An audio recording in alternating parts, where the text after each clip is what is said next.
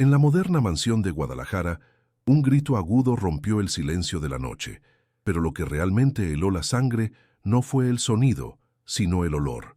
Un insoportable hedor a carne en descomposición emanaba de la habitación del pequeño Mateo, de apenas 6 años. «No te me acerques, hueles a basura», gritó su madrastra Brenda, tapándose la nariz con un pañuelo de seda mientras rociaba ambientador en el pasillo, como si intentara exorcizar a un demonio con perfume francés.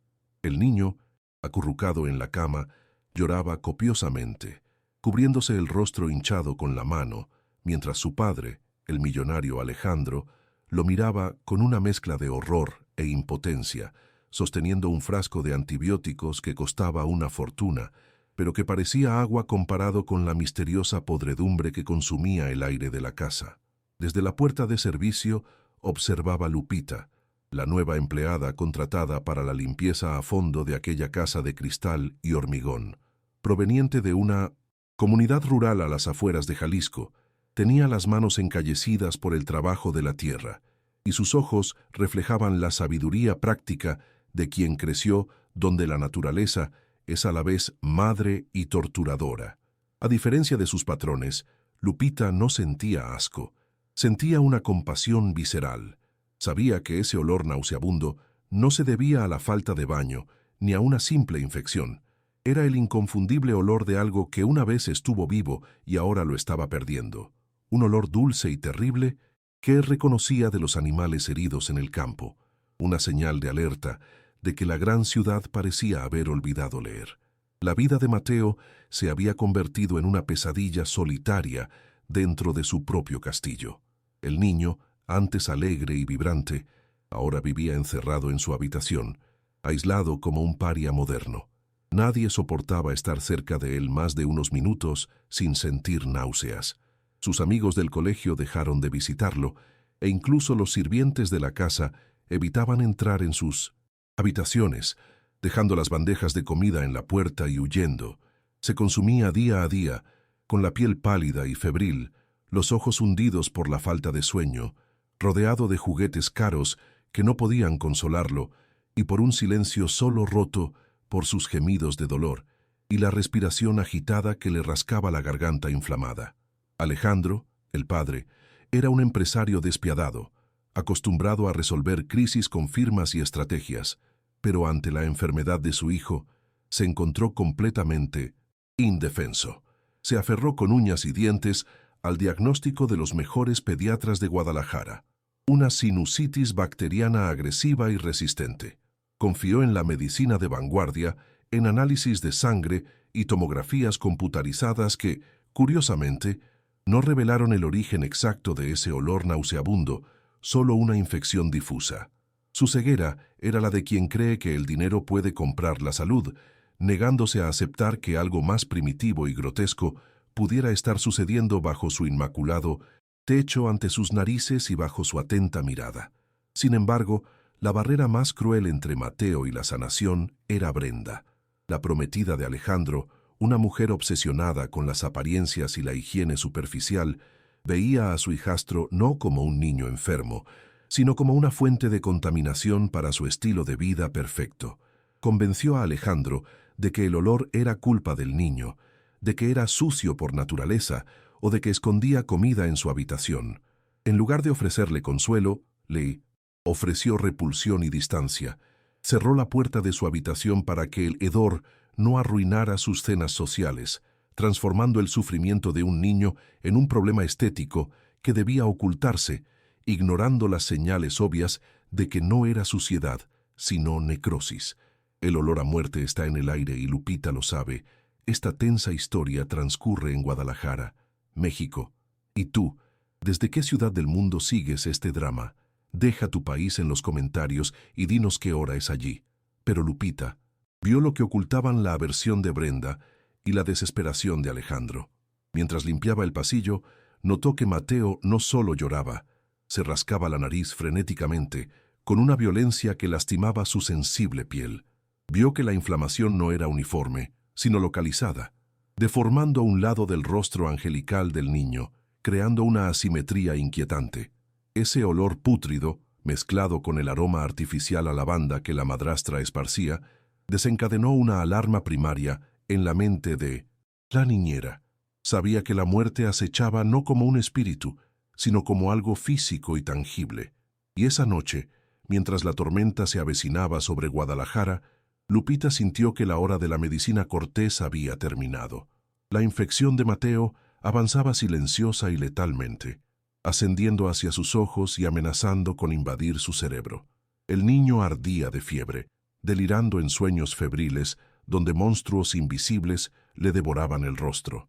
Alejandro, ausente por viajes de negocios, urgentes para mantener su imperio, había delegado la salud de su hijo en Brenda, confiando en su fingida solicitud, pero la madrastra, en su crueldad higienista, se limitó a drogar al niño con fuertes sedantes para que no tuviera que oír sus llantos ni oler ese olor que le quitaba el apetito. La habitación de Mateo se había convertido en una celda oscura y fétida, donde la única visitante habitual era Lupita, que entraba con paños húmedos y mirada preocupada. Lupita observaba con pesar el deterioro del niño. Vio cómo respiraba solo por la boca, con los labios secos y agrietados, y cómo sus deditos intentaban desesperadamente aliviar una profunda picazón en la fosa nasal izquierda, que estaba hinchada y morada. Cada día, la hinchazón aumentaba, distorsionando los delicados rasgos del niño. La niñera sabía que no era flema ni moco. Había una rigidez allí, una obstrucción sólida que desafiaba la lógica de una simple sinusitis. Intentó, con toda su humildad, sugerirle a Brenda que examinaran la nariz del niño más de cerca, pero recibió gritos y amenazas de despido por meterse donde no debía y por molestar a la señora con cosas asquerosas. Las barreras sociales y el miedo a perder su trabajo mantenían a Lupita paralizada, pero el empeoramiento de Mateo la impulsó a actuar. La fiebre del niño alcanzó picos alarmantes esa semana, y los sedantes de Brenda ya no eran efectivos contra el dolor insoportable. Él gemía, un sonido continuo y bajo que resonaba por la casa vacía. Lupita se dio cuenta de que la vida del niño pendía de un hilo. La infección estaba ganando la batalla, y la negligencia de la madrastra era su mayor aliada. Sabía que si no hacía nada, Mateo moriría allí mismo, en su lujosa cama, víctima de algo que todos se negaban a ver. La oportunidad surgió en una noche de tormenta torrencial, cuando los truenos retumbaron en las ventanas de la mansión. Alejandro estaba atascado en el tráfico, regresando de una reunión, y Brenda, asqueada por el olor que parecía haber empeorado con la humedad, se negó a entrar en la habitación de Mateo para controlar su fiebre, encerrándose en su suite perfumada. Lupita vio su oportunidad. Con el corazón latiéndole con fuerza, entró en la habitación del chico. El olor era abrumador, pero no se acobardó. Se acercó a la cama, armada no con medicamentos caros, sino con una potente linterna que había traído de casa y una voluntad de hierro. Lupita lo está arriesgando todo para salvar una vida inocente con sus propias manos. Creemos que Dios guía a quienes tienen el valor de actuar. Si la apoyas, comenta, Dios guía las manos de Lupita para bendecir su misión. Con suavidad, acunó el rostro febril de Mateo, tranquilizándolo con susurros en su lengua materna. El niño, exhausto, se dejó tocar. Lupita le echó la cabeza hacia atrás y dirigió el haz de luz hacia su fosa nasal hinchada y purulenta. Lo que vio entre la secreción y la hinchazón la dejó sin aliento. No era tejido inflamado. Era algo negro, rígido y brillante. Una forma que no pertenecía al cuerpo humano. Un caparazón. El reconocimiento fue instantáneo y aterrador. Sabía lo que era, y sabía que debía extirparlo ya, o sería demasiado tarde. Con manos temblorosas, no de miedo, sino de adrenalina, Lupita corrió al baño y agarró la única herramienta disponible, unas largas pinzas de metal. Sabía que el procedimiento sería doloroso y peligroso, pero la alternativa era la muerte. Llamó a Alejandro, gritando por teléfono que necesitaba venir de inmediato, que el niño se estaba muriendo. Colgó antes de que pudiera contestar y regresó a la cama. Mientras afuera retumbaban los truenos, Lupita se preparó para enfrentarse al monstruo que se estaba comiendo al niño desde dentro, armada solo con las pinzas y su valentía. La puerta del dormitorio se abrió de golpe. golpeando la pared con un estruendo que rivalizaba con el trueno del exterior. Alejandro entró corriendo, empapado por la lluvia y sin aliento, con el rostro convertido en una máscara de pánico absoluto.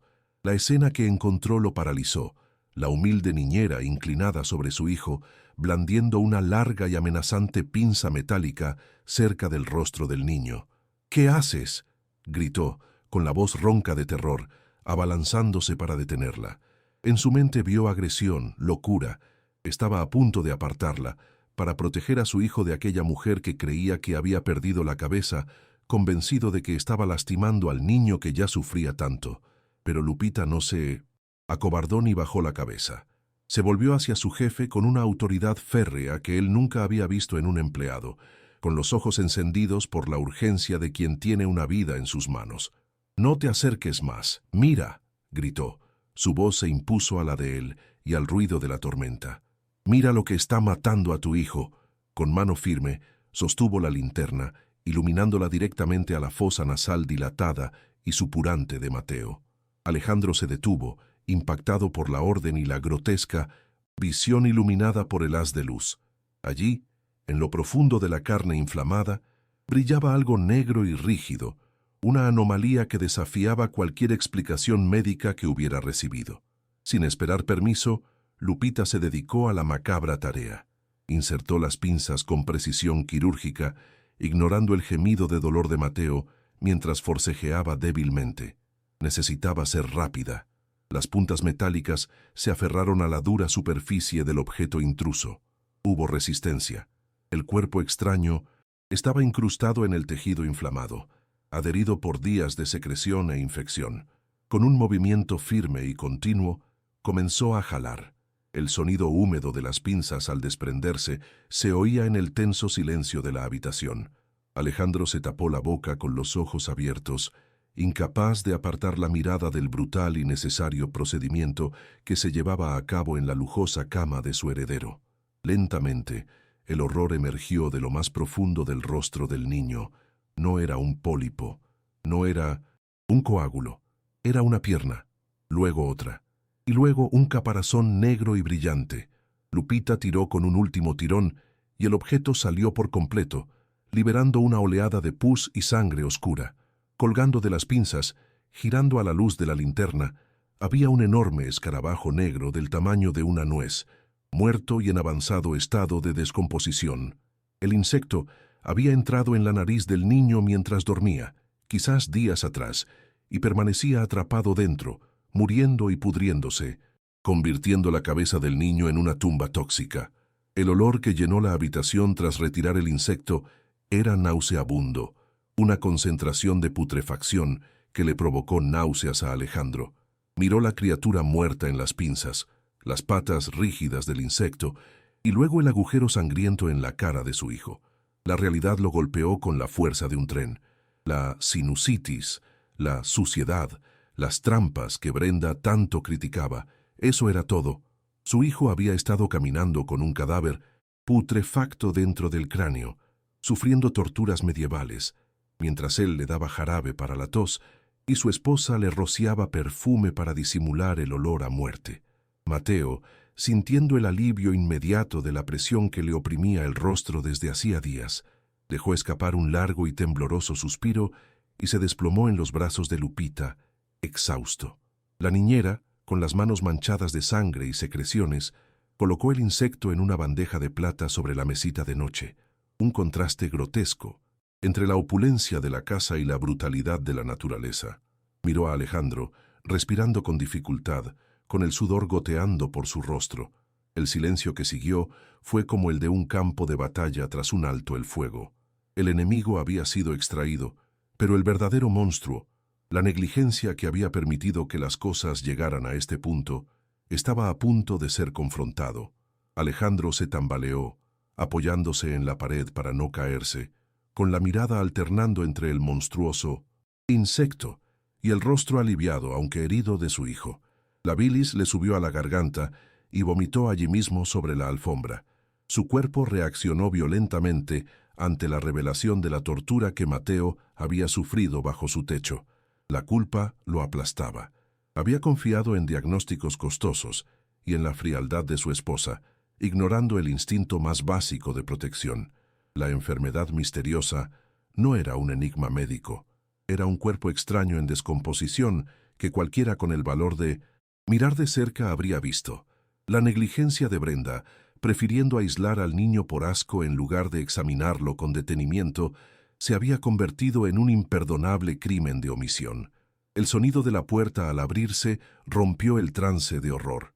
Brenda entró en la habitación con una expresión de asco grabada en el rostro, llevándose un pañuelo perfumado a la nariz. ¡Qué olor tan horrible! ¿Y qué hace esa mujer aquí?, se quejó, sin siquiera mirar a su hijastro inconsciente. Alejandro no dijo nada.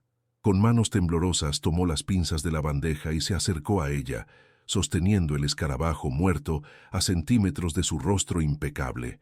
Brenda gritó, retrocediendo presa del pánico. «¡Quítenme eso! ¡Qué asco! ¿Qué es esto?». Su reacción fue puramente egoísta, preocupada solo por su propia comodidad, sin una pizca de compasión por el niño que lo había llevado dentro. En ese momento, Alejandro vio el verdadero rostro de su esposa, una mujer vacía, cuya vanidad y aversión casi habían matado a su hijo. «Fuera», dijo en voz baja y cargada de un odio frío que Brenda nunca había oído. «Sal de esta casa y no vuelvas jamás». Ella intentó protestar, intentó argumentar que no sabía, pero la mirada de Alejandro la silenció. Llamó a seguridad y ordenó que la escoltaran fuera de inmediato, con solo la ropa que llevaba puesta. La mujer que reinaba en la mansión fue expulsada como una intrusa indeseada, dejando atrás el lujo que tanto apreciaba a cambio de su crueldad. Tras eliminar la fuente de la toxicidad humana, Alejandro recurrió al verdadero Salvador. Se acercó a Lupita, quien limpiaba con ternura el rostro de Mateo. El millonario cayó de rodillas junto a la cama, con lágrimas corriendo por su rostro. Tomó las manos callosas y sucias de la niñera y las besó, agradeciéndole repetidamente por tener el coraje que a él le faltaba, por ensuciarse las manos para salvar la vida de su hijo. Esa noche, mientras Mateo era llevado al hospital para tratar la infección residual, Alejandro supo que la jerarquía de su hogar había cambiado para siempre. La sencilla mujer del campo era ahora la persona más valiosa de su mundo. Un mes después, la mansión de Guadalajara respira un aire nuevo, limpio y luminoso. Mateo, completamente recuperado y respirando con libertad, corre por el jardín, riendo a carcajadas mientras juega a la pelota. Ya no es el niño solitario y maloliente, sino un niño vibrante y feliz. Al ver a Lupita salir al balcón, corre a sus brazos, abrazándola con fuerza. Ya no lleva el uniforme de limpieza, ahora es la ama de llaves, la guardiana de confianza de la familia. Alejandro observa la escena con una sonrisa serena, transformado por la experiencia. Ha aprendido que el dinero puede comprar a los mejores médicos, pero no reemplaza la mirada atenta de alguien que realmente se preocupa. La humilde niñera salvó la vida del niño al tener el coraje de enfrentar lo que otros despreciaban, demostrando que la verdadera sanación comienza con la compasión. ¿Tendrías el coraje de Lupita para desafiar todo y a todos por la vida? La historia de Mateo nos recuerda que, a veces, los grandes héroes son aquellos que no temen ensuciarse las manos para limpiar el mal. Deja tu opinión en los comentarios, dale me gusta si esta historia te conmovió y compártela para que más personas valoren la sabiduría del corazón por encima de las apariencias.